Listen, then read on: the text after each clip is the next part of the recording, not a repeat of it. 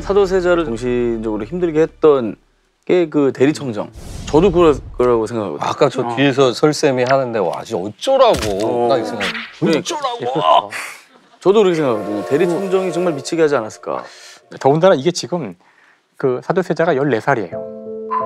14살 사실 우리가 보기엔 아이죠. 아이 지금 중학교 1학년. 아이 여기 앉혀놓고 뒤에 아빠는 지금 55세에 지금 노련한 정치인인데 앞에서 대신들이 뭐라 그럴 때마다 뒤에 앉아서 계속 뭐라고 그러는 상황이잖아요. 이제 정말로 권력을 네가 한번 해봐라 한 거잖아요. 이게 어떤 의미가 있을까요?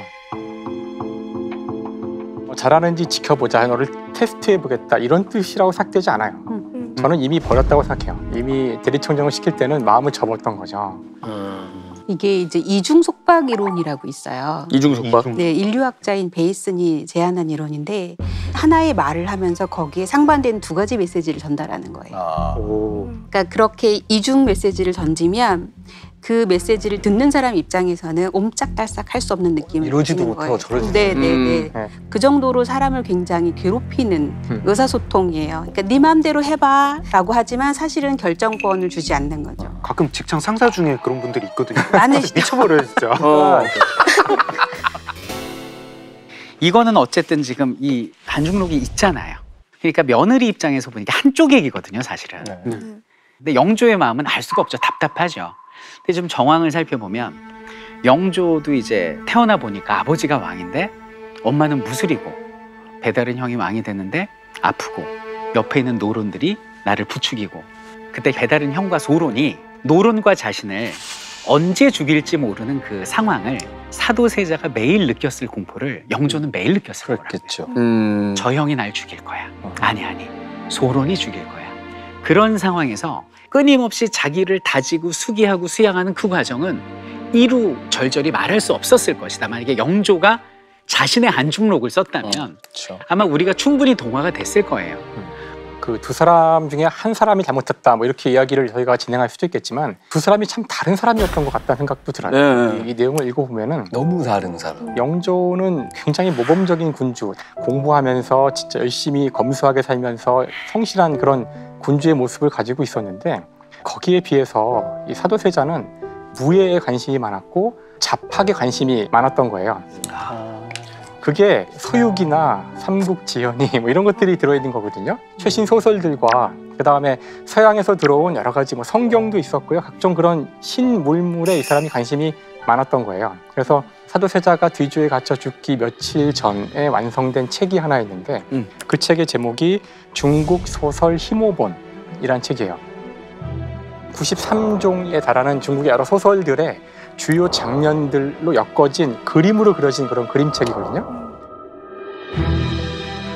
근데 이 책의 서문을 사도세자가 써요.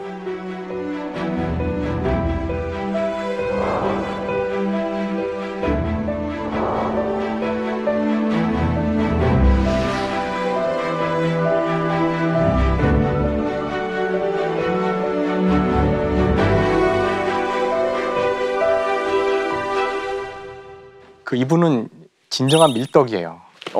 관우를 아주 좋아했기 때문에 그 갖고 다니는 칼 중에 하나가 그 청룡 언월도를 많이 닮았다는 얘기까지 있을 정도인데 그냥 좋아하는 정도가 아니라 책을 써요. 그래서 무의 신보라 그래서 여기서는 18종 무기 사용법에 대해서 직접 책을 다 나중에 정조께서 무예에 대한 책을 하나 집대성을 합니다. 무예 도보통지라는 책을 쓰게 되는데 이 책이 2017년에 유네스코 문화유산에 등재가 돼요.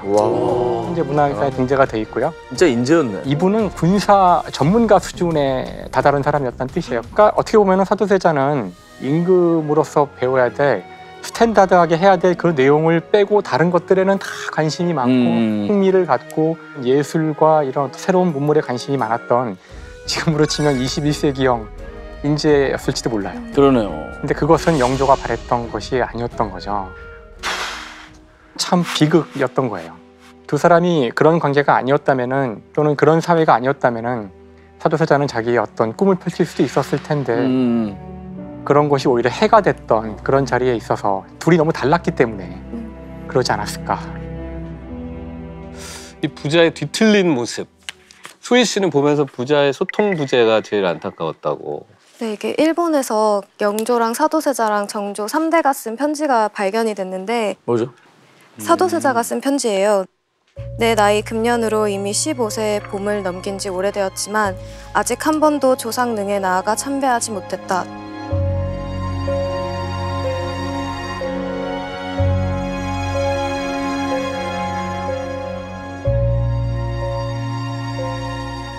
아버지 영조의 노여움을 사서 자기가 얼마나 숨죽여 살아야 됐고 이런 게 되게 절절하게 자기 심경에 대한 것들을 이제 장인 어른한테 보내는 편지에 적어서 보낸 거예요.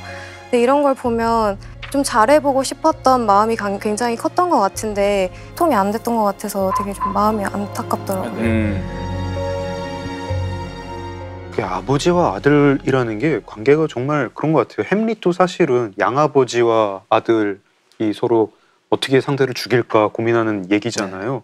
뭐 오이디푸스 왕도 그렇고 친부 사례를 테마로 한 게 이게 정말 되게 옛날부터 계속 반복되고 있고 심지어 스타워즈도 결국 아들 죽이려는 아버지와 아버지 죽이는 아들의 이야기고 아들. 피를 나눈 자식이지만 동시에 라이벌이 되는 어떤 그런 묘한 지점이 있는 것 같아요. 러시아판 사도세자도 있어요? 저는 이거 읽으면서 그 러시아에 똑같은 케이스가 있다는 게 떠올랐는데 일단 그림 한 장 볼까요?